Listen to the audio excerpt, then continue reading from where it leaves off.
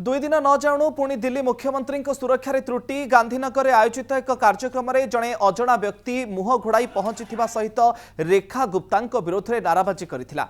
तेबे घटनास्थल में उपस्थित दिल्ली पुलिस उक्त व्यक्ति को काबू करने सहित हाजत को नहीं सूचना मिली।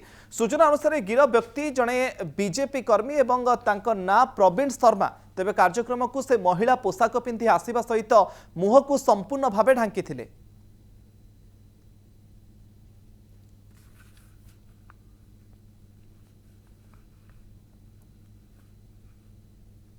दुई दिन न जाणु पुणी दिल्ली मुख्यमंत्री सुरक्षा त्रुटि गांधीनगर में आयोजित एक कार्यक्रम में जड़े अजणा व्यक्ति मुह घोड़ाई पहुंची सहित रेखा गुप्ता विरोध में नाराबाजी करथिला।